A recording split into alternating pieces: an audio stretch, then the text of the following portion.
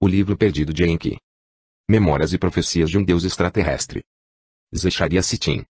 Este livro foi passado a formato digital para facilitar a difusão, e com o propósito de que, assim como você o recebeu, possa fazer chegar a alguém mais. Introdução. Faz 445 mil anos que astronautas de outro planeta chegaram à Terra em busca de ouro. Depois de aterrissar em um dos mares da Terra, desembarcaram e fundaram Eridu, que significa Lar da Longura.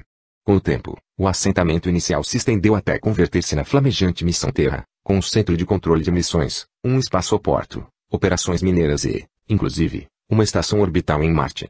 Escassos de mão de obra, os astronautas utilizaram a engenharia genética para dar forma aos trabalhadores primitivos, o Homo sapiens. Mais tarde, o dilúvio varreu a Terra em uma imensa catástrofe que fez necessário um novo começo. Os astronautas se converteram em deuses e lhe concederam a civilização à humanidade, transmitindo-lhe através do culto. Depois, faz uns 4.000 anos, todo o conseguido se desmoronou em uma catástrofe nuclear provocada pelos visitantes no transcurso de suas próprias rivalidades e guerras. Todo o ocorrido na Terra, e especialmente os acontecimentos acontecidos do início da história do ser humano, recolheu Zecharia Sitchin em sua série de crônicas da Terra, a partir da Bíblia, de tabuletas de argila, de mitos da antiguidade e de descobrimentos arqueológicos. Mas o que ocorreu antes dos acontecimentos na Terra, o que ocorreu no próprio planeta dos astronautas, Nibiru, que lhes levou às viagens espaciais, a sua necessidade de ouro e a criação do homem. Que emoções, rivalidades, crenças, morais, ou ausência destas, motivaram aos principais protagonistas nas sagas celestes e espaciais? Quais foram as relações que levaram a uma escalada da tensão no Nibiru e na Terra? Que tensões surgiram entre velhos e jovens, entre os que haviam chegado de Nibiru e os nascidos na Terra? E até que ponto o acontecido vinha determinado pelo destino? Um destino cujo registro de acontecimentos do passado guarda a chave do futuro. Não seria prometedor que um dos principais protagonistas, uma testemunha presencial que podia distinguir entre sorte ou fado e destino, registrasse para a posteridade o como, o onde, o quando e o porquê de tudo, os princípios e os finais? Pois isso é, precisamente, o que alguns deles fizeram, e entre os principais destes esteve o líder que comandou o primeiro grupo de astronautas. Tanto peritos como teólogos reconhecem na atualidade que os relatos bíblicos da criação, de Adão e Eva, do Jardim do Éden, do dilúvio e da Torre de Babel se apoiaram em textos escritos milênios antes na Mesopotâmia, em especial escritos pelos sumérios. E estes, por sua vez, afirmavam com toda claridade que obtiveram seus conhecimentos a respeito do acontecido no passado, muitos deles de uma época anterior ao começo das civilizações, inclusive anterior ao nascimento da humanidade, dos escritos dos Anunnaki, que significa aqueles que do céu à terra vieram, que são os deuses entre aspas, da antiguidade. Como resultado de um século e meio de descobrimentos arqueológicos nas ruínas das civilizações da antiguidade, especialmente no Oriente Próximo, descobriu-se um grande número destes primitivos textos. Os achados revelaram um grande número de textos desaparecidos, chamando-os de livros perdidos, que, ou se mencionavam nos textos descobertos, ou se inferiam a partir deles, ou era conhecida sua existência devido ao fato que tinham sido catalogados nas bibliotecas reais ou dos templos. Em algumas ocasiões, os segredos dos deuses se revelaram em parte em relatos épicos, como na epopeia de Gilgamesh, que desvelam o debate que teve lugar entre os deuses e que levou à decisão de que a humanidade perecesse no dilúvio, ou em um texto intitulado Atrasis, que recorda o motim dos Anunnaki que trabalhavam nas minas de ouro e que levou à criação dos trabalhadores primitivos, os terrestres. De quando em quando, os mesmos líderes dos astronautas foram os que criaram as composições, às vezes, ditando o texto a um escriba, como no intitulado A Epopeia de Ra, no qual um dos dois deuses que desencadearam a catástrofe nuclear tentou culpar a seu adversário, às vezes, escrevendo os fatos, como ocorre com o livro dos segredos do Toot, o deus egípcio do conhecimento, que o mesmo deus tinha oculto em uma câmara subterrânea. Segundo a Bíblia, quando o Senhor Deus Yahvé deu os mandamentos a seu povo eleito, inscreveu-os em um princípio por sua própria mão em duas pranchas de pedra que entregou a Moisés no Monte Sinai. Mas depois que Moisés arrojou e rompeu estas pranchas como resposta ao incidente do bezerro de ouro, as novas pranchas as inscreveu o mesmo Moisés, por ambos os lados, enquanto permaneceu no monte durante 40 dias e 40 noites, tomando o ditado as palavras do Senhor. Se não tivesse sido por um relato escrito em um papiro da época do faraó egípcio Khufu, Khéops, concernente ao livro dos segredos do Toot, não se teria chegado a conhecer a existência desse livro. Se não tivesse sido pelas narrações bíblicas do Êxodo e do Deuteronômio, nunca teríamos sabido nada das pranchas divinas nem de seu conteúdo. Tudo isto se teria convertido em parte da enigmática coleção dos livros perdidos cuja existência nunca teria saído à luz. E não resulta tão doloroso o fato de que, em alguns casos, saibamos que tenham existido determinados textos, que seu conteúdo permaneça na escuridão. Este é o caso do livro das guerras do Yahvé e do livro do Jazer, o livro do justo, que mencionam-se especificamente na Bíblia. Em ao menos dois casos, pode-se inferir a existência de livros antigos, textos primitivos conhecidos pelo narrador bíblico. O capítulo 5 da Gênese começa com a afirmação: este é o livro do Toledote Adão, traduzindo-se normalmente o termo Toledote como gerações, mas seu significado mais preciso é registro histórico ou genealógico. De fato, ao longo de milênios, sobreviveram versões parciais de um livro que se conheceu como o livro do Adão e Eva em armênio, eslavo, siríaco e etíope, e o livro de Enoque, um dos chamados livros apócrifos que não se incluíram na Bíblia canônica, contém fragmentos que, segundo os peritos, pertenceram a um livro muito mais antigo, o livro de Noé. Um exemplo que se menciona com frequência sobre o grande número de livros perdidos é o da famosa Biblioteca de Alexandria, no Egito.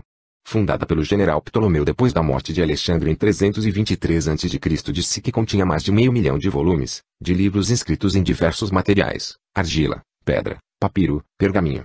Aquela grande biblioteca, onde os eruditos se reuniam para estudar o conhecimento acumulado, queimou-se e foi destruída nas guerras que se desenvolveram entre 48 a.C. e a conquista árabe, em 642 DC. O que ficou de seus tesouros é uma tradução do grego dos 5 primeiros livros da Bíblia hebreia, e fragmentos que se conservaram nos escritos de alguns dos eruditos residentes da biblioteca.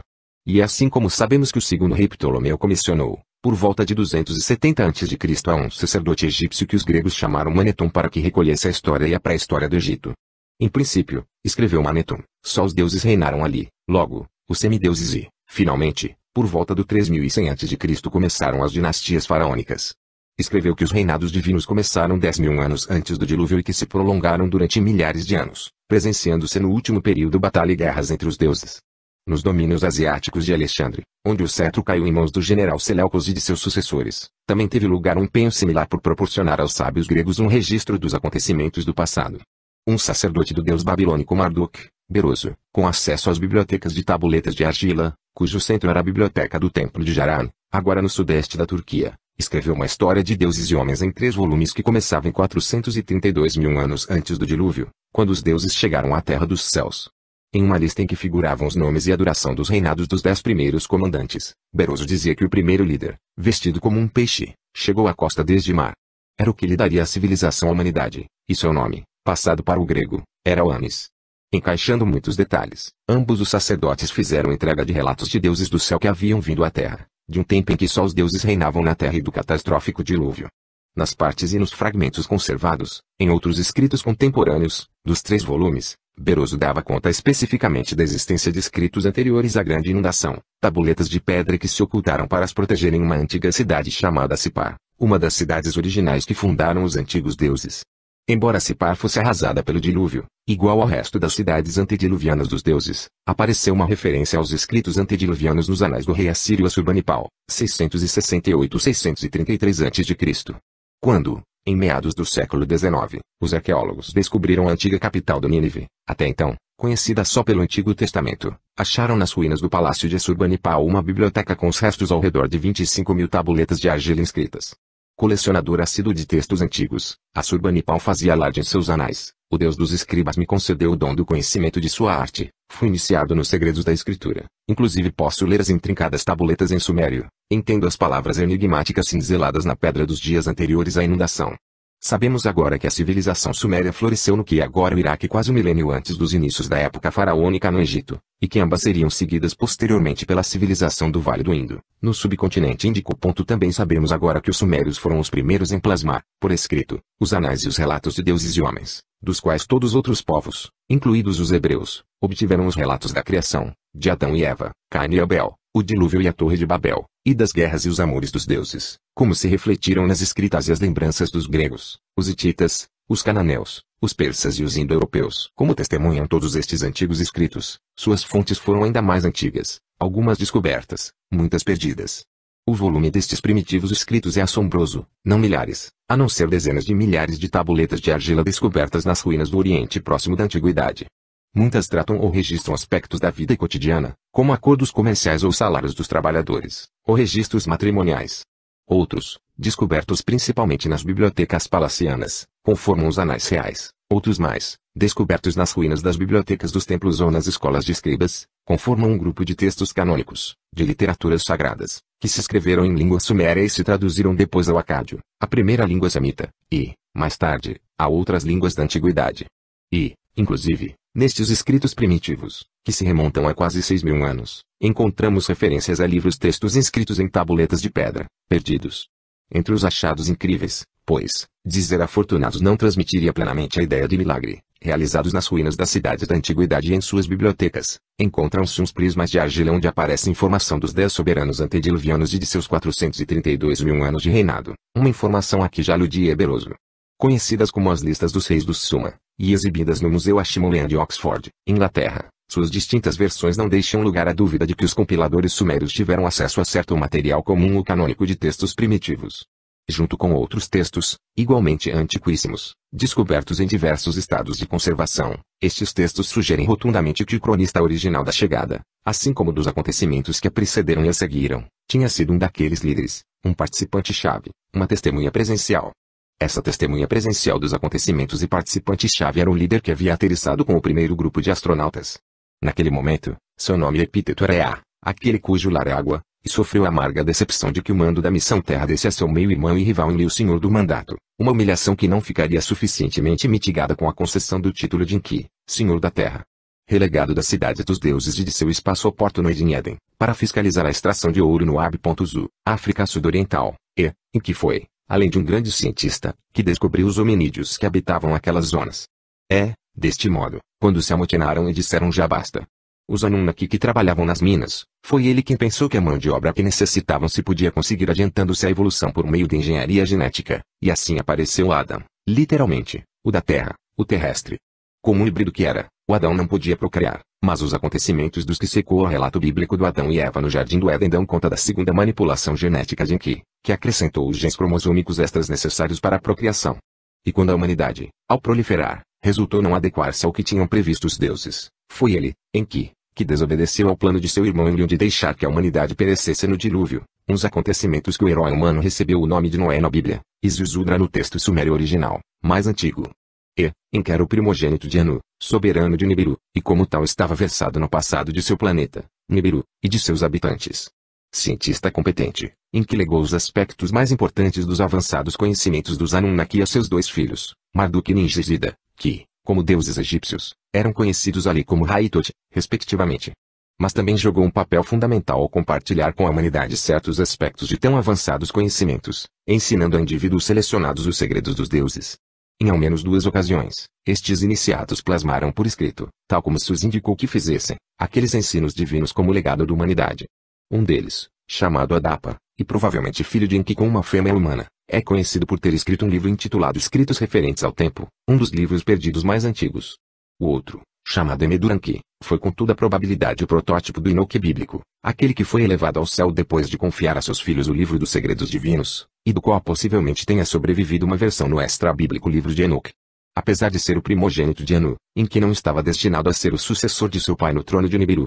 Algumas complexas normas sucessórias, reflexo da convulsa história dos nibiruanos, dava esse privilégio ao meio-irmão de Enki, Enlil. Em um esforço por resolver este azedo conflito, Enki e Enlil terminaram em uma missão em um planeta estranho, a Terra, cujo ouro necessitavam para criar um escudo que preservasse a, cada vez mais, tênue atmosfera de Nibiru. Foi neste marco, complicado ainda mais com a presença na Terra de sua meio-irmã Ninharsari, a oficial médica-chefe dos Anunnaki, onde Enki decidiu desafiar os planos de Enlil em fazer com que a humanidade perecesse no dilúvio. O conflito seguiu adiante entre os meio-irmãos, inclusive entre seus netos, e o fato de que todos eles, e especialmente os nascidos na Terra, enfrentassem-se à perda de longevidade que o amplo período orbital de Nibiru lhes proporcionava, incrementou ainda mais as angústias pessoais e aguçou as ambições.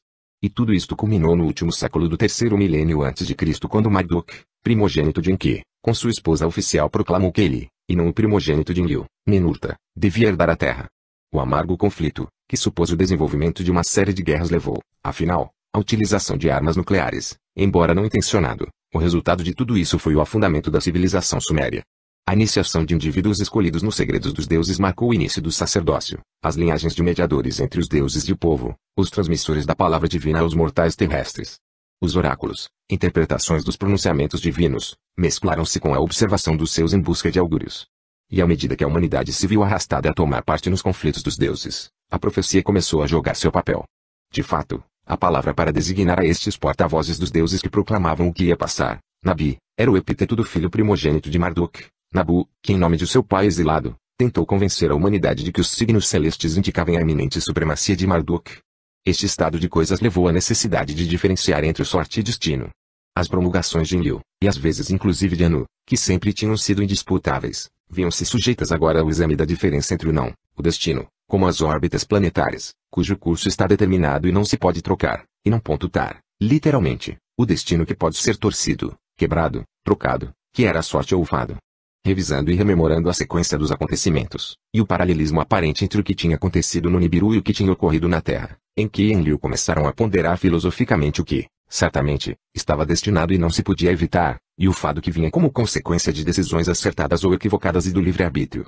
Estas não se podiam predizer, enquanto que as primeiras se podiam antecipar, especialmente, se eram cíclicas, como as órbitas planetárias, se o que foi voltaria a ser, se o primeiro também seria o último. As consequências climáticas da desolação nuclear aguçaram o exame de consciência entre os líderes dos Anunnaki e levaram à necessidade de explicar às devastadas massas humanas por que tinha ocorrido aquilo.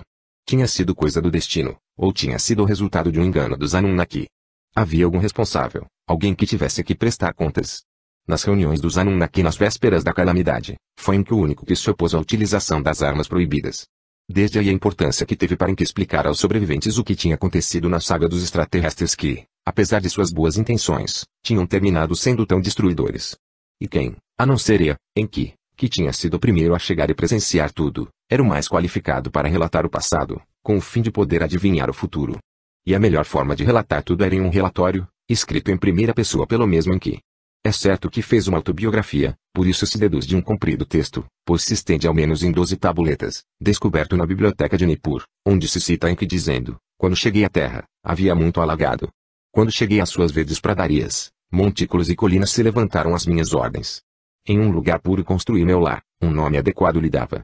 Este comprido texto continua dizendo que Enki atribuiu tarefas a seus lugartenentes, pondo em sua marcha a missão na terra. Outros muitos textos, que relatam diversos aspectos do papel de Enki nos acontecimentos que seguiram, servem para completar o relato de Enki. Entre eles há uma cosmogonia, uma epopeia da criação, em cujo núcleo se acha o próprio texto de Enki, que os peritos chamam a Gênese do Eridu.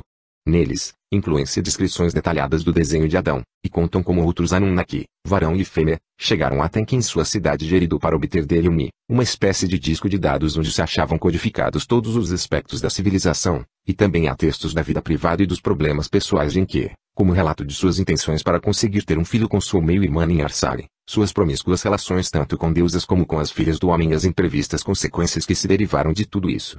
O texto do Atrasis joga a luz sobre os esforços de Anu por acautelar um estado das rivalidades em que Enlil ao dividir os domínios da terra entre eles, e os textos que registram os acontecimentos que precederam ao dilúvio refletem quase palavra por palavra os debates do Conselho dos Deuses sobre a sorte da humanidade e o subterfúgio de Enki, conhecido como o relato de Noé e Arca, relato conhecido só pela Bíblia, até que se encontrou uma de suas versões originais mesopotâmicas nas tabuletas da epopeia de Gilgamesh, as tabuletas de argila sumérias e acádias, as bibliotecas dos templos babilônicos e assírios, os mitos egípcios, hititas e cananeus, e as narrações bíblicas formam o corpo principal de memórias escritas dos assuntos de deuses e homens.